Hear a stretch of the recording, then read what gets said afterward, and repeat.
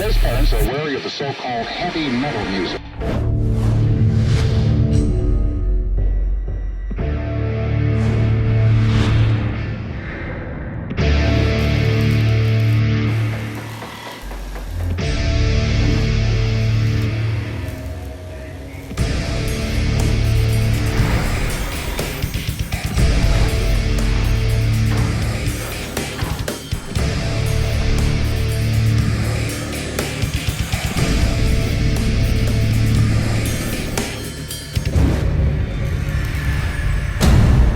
Salut à tous, METALXS, c'est l'essentiel de l'actualité métal et dérivé en quelques minutes, le tout en images, en musique et en interview. METALXS est une exclusivité RIFFX by Crédit Mutuel, la plateforme de toutes les musiques, tous les talents en partenariat avec Art Force. C'est parti!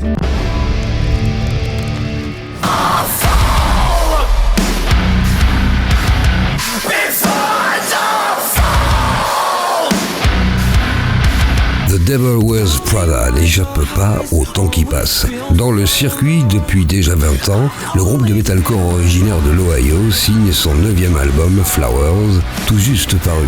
Il marque une orientation résolument plus mélodique que dans le passé et s'aventure dans des thématiques profondes qui peuvent aider une partie de son public. Un public avec lequel le groupe avait rendez-vous à la salle parisienne de Playel il y a quelques jours, l'occasion de rencontrer l'un de ses deux chanteurs, Mike Ranica, et de l'interroger d'abord sur les premières réactions qui accompagnent la sortie de Flowers. It's been great. It's been a little different just because we release so many singles. Usually we don't do that, so some people were upset there were too many singles, which is the strangest feedback I think I've ever received. If you don't like listening to the singles, then wait till the album's out and then listen to the album. But yeah, it's been awesome. We've been very busy between doing the Warped Tour and then coming over here to support Ice Nine. So yeah, I'm just still working off the jet lag, getting settled into the shows, but we're very grateful for everyone that's been listening.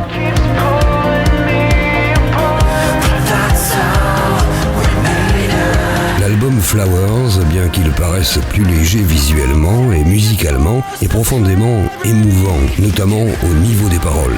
Les chansons parlent de résignation face à la dépression, un thème auquel le public peut s'identifier. Comment l'explique-t-il ?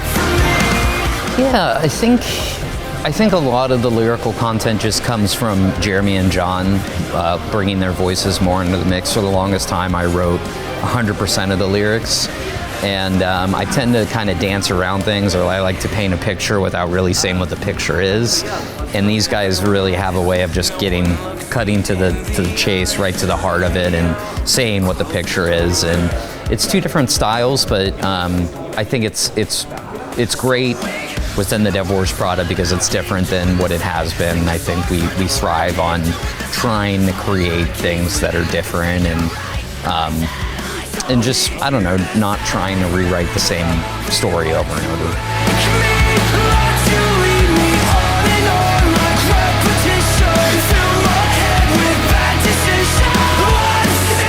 Les paroles sont-elles écrites pour susciter une réaction des auditeurs ? Yeah, I mean, contrast makes songs, you know, counterpoint makes songs, and I think, you know your future, give up your dreams is extremely tongue-in-cheek. It's telling you to do something that you shouldn't do, you know, so I think that's what can create a spark within a song, is to have that contrast or that like sarcasm.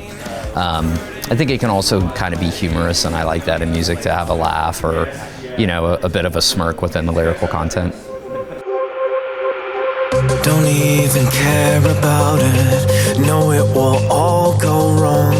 Can't find. La chanson The Silence est extrêmement touchante et donne le sentiment que cet album, et tous les risques que The Devil Wears Prada a pris, visent à libérer d'un poids qui les accable. I think The Silence is one of my favorite songs of the album, and it's almost like this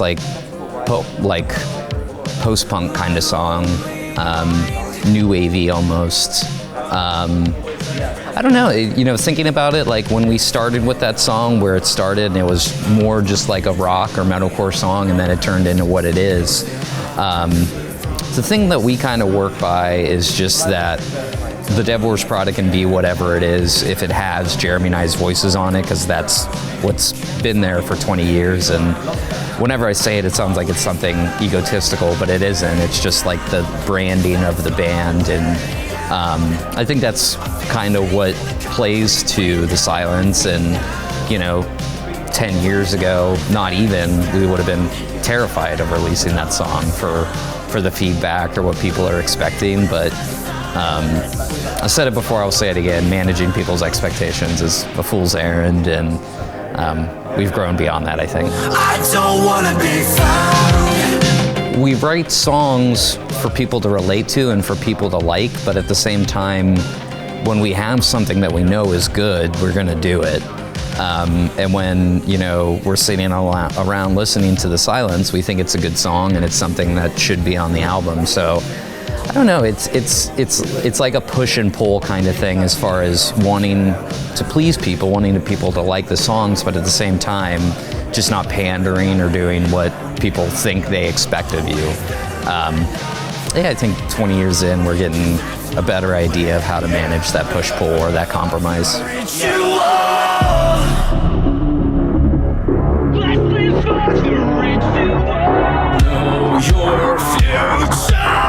La santé mentale est devenue un sujet central dans le métal moderne, et le groupe a ouvert la voie et énormément contribué à ce que d'autres artistes se sentent libres d'en parler dans leurs textes. Pourquoi cette parole est-elle devenue si importante dans le metalcore?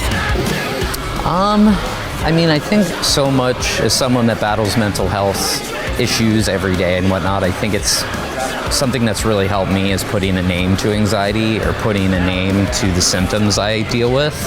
And I think that as a community or just in culture, we've put so much into being able to recognize the symptoms of our mental health issues and whatnot. And I think that's completely creeped into what we do as a culture in art, or in this case, music. So yeah, we're not like a drug-addled,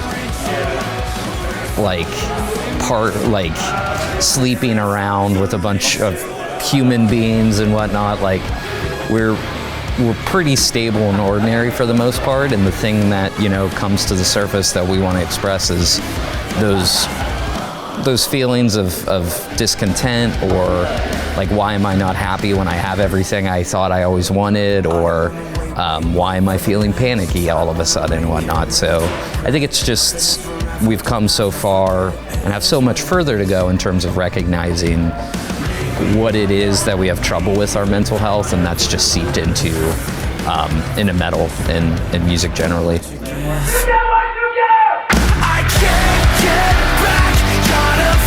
Mike, par son expérience personnelle, aurait-il un conseil à donner dans ce domaine? I think it works differently for everyone, so like a piece of advice won't apply to everyone, but like one of the biggest things I've come to terms with, or part of me, is the things that like stress me out or put me in a low point are also things that I want to do, and I just have to recognize that being stressed or like being busy and panicky and whatnot, like those are all things that come with the things that make me happy. And it sounds sort of overly simple, but I think just coming to terms with like this is happiness, like trying to exist more in that space as these events are happening. I think that's a part of what helps me personally, I think. Sur cet album, la chanson Eyes possède une ambiance unique, avec des claviers discrets et un refrain puissant.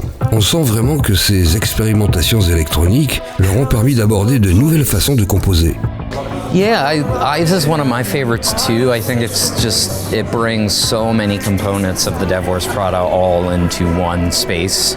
A 3-minute or 3.5, however long the song is, kind of space. Like the opening vocal, everything like drops out, but then at the same time there's such a level of production as far as the bridge and like what's seemingly like a children's choir, but it isn't. Like I just think it's a really great medley, but it's also something I don't think Prada's like really done before. The chorus is really fast, it's upbeat, the tempo's fast for being such a sing-songy chorus, and I just think it's the right mash of Prada elements.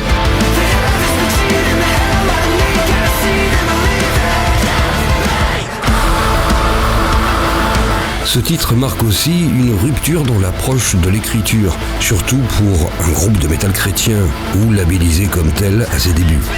I find it extremely monotonous to write songs about God or believing in God and whatnot. I think it's been done many, many times. I know it's been done many, many times, and I just think that we came from a history of Christianity and we've changed since then, and I think it's banal to write songs then saying like fuck God, to be abrupt, but I think Eyes goes about it in a different way as far as like having more perspective than what religion allots you. And it's a part of looking at, again, the tenets of religion and saying like, this isn't it and I need more, I think. What if I just sit back and let this life pass me by? The Devil Wears Prada accompagne ses singles de clips particulièrement élaborés, qui est généralement à l'origine de ces visions transposées de leur musique.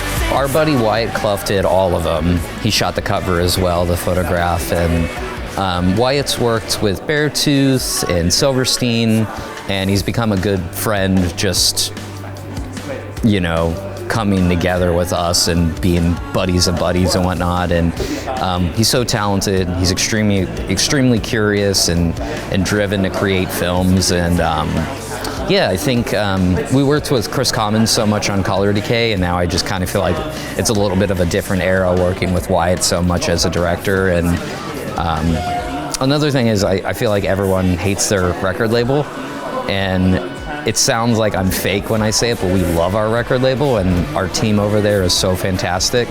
And it costs a lot of money to make music videos, but they want us to make these visual pieces to accompany the album. So yeah, it's a pleasure that they're so supportive, and hats off to Solid State Records for believing in our vision and putting the money in to make these videos.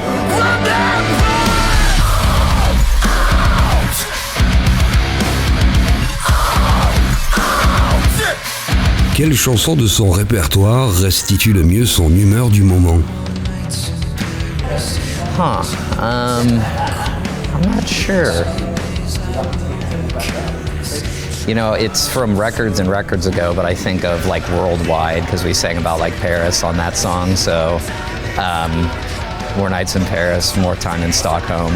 So it's not off the new album, but I'd have to think Worldwide. I love traveling and getting to travel, and the band affords me that, and I love Paris. So yeah, nothing as depressing as what's on Flowers, I guess.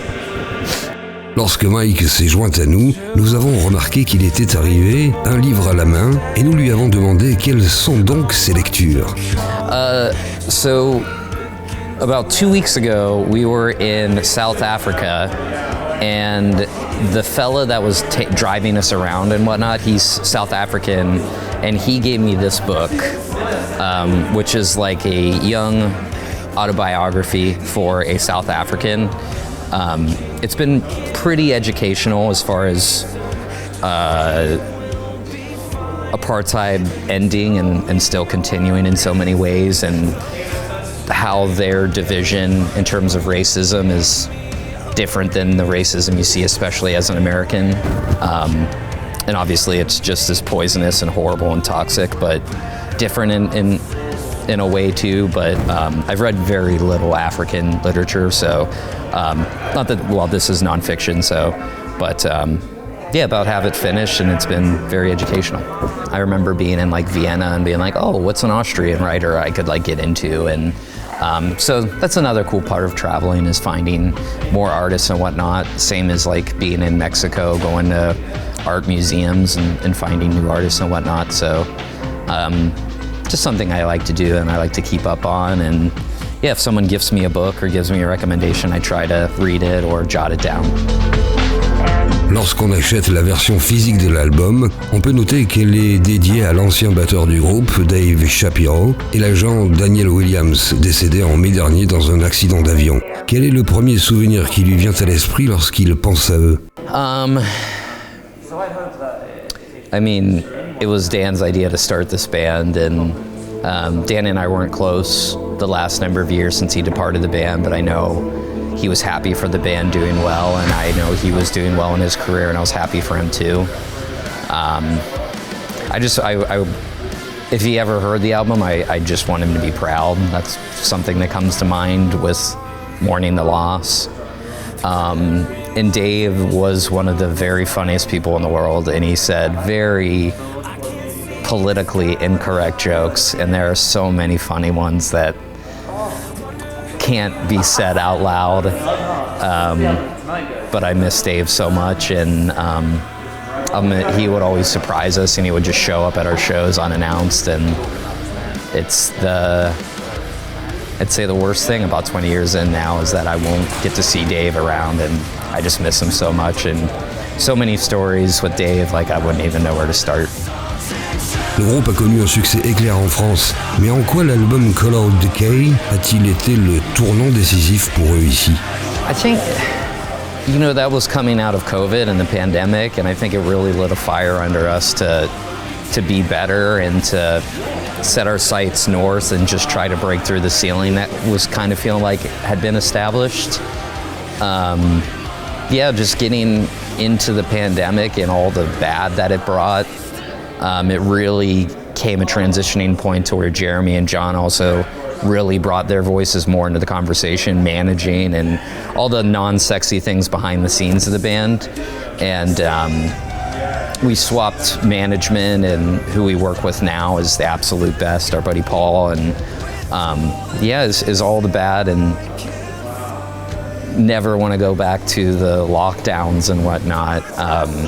It really, really got us inspired.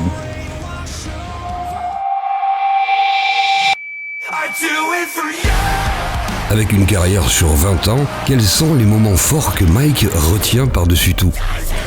We just did the Warped Tour Orlando, and we did 4 years of Warped when we were kids, and it was a really cool event. It was awesome seeing old buddies, it was like Wage War, the Ghosts Inside, guys that we've known for a long time, and those memories are really nice. But I think about like walking around earlier, like first time coming here, playing Bataclan twice, and I really can't say it enough, but I just love touring Europe and being overseas and getting to see new places. And to answer your question more specifically, like anytime I'm in Prague, I'm just like geeking out. So I'd say some of my fondest memories are getting to come to these beautiful cities.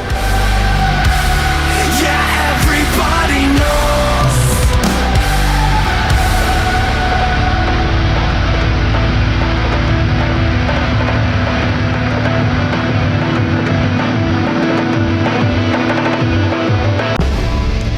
À noter sur vos tablettes les sorties discographiques récentes ou apparaître dans les prochains jours.